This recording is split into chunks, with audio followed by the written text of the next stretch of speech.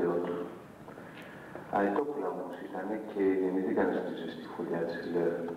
Ανατάχθηκαν με δυναμισμό και εμπιστοσύνη στον εαυτό τους, που ετοιμάστηκαν και άνοιξαν τις δυνατές τις φτερούγες τους και πέταξαν.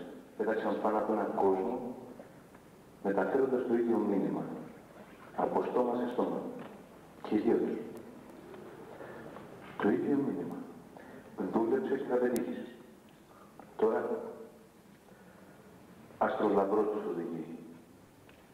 Το άστρο που τους έταξε η μάνα τους, η μάνα της δουλειάς τους, και που έρχεται σήμερα να τους το απομείνει.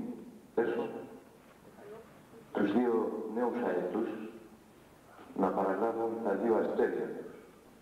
Θέλω να καλέσω εκ νέου τον κύριο Πουλημένο και τον κύριο Βουλγαρίδη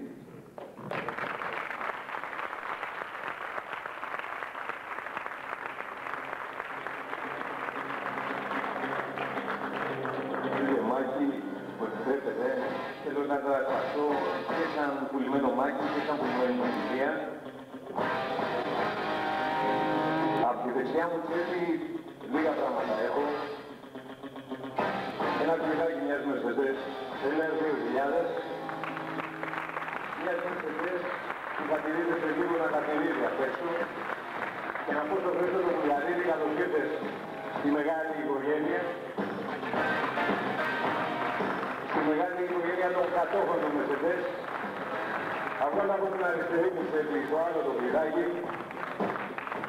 Μικρό το κλειδί, εύχομαι το αστέρι που έχει μπροστά οι Mercedes να σας οδηγεί πάντα σε ψηλότερους στόχους. Και είπατε τόσα πολλά, αλλά έχει και κάτι ακόμα, θα το δούμε.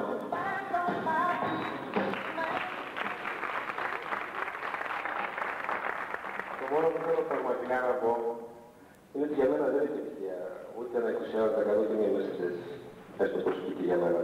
Για μένα η επιτυχία θα είναι ειλικρινά από 10 άτομα και πάνω να έχουν αυτή στα χέρια τους της ομάδας μόνο. Το θέμα είναι ότι δεν ξέρω τι θα είναι. Θέλω να είναι κάποιοι, αν δεν το θέλουν αυτοί, δεν μπορούν να είναι.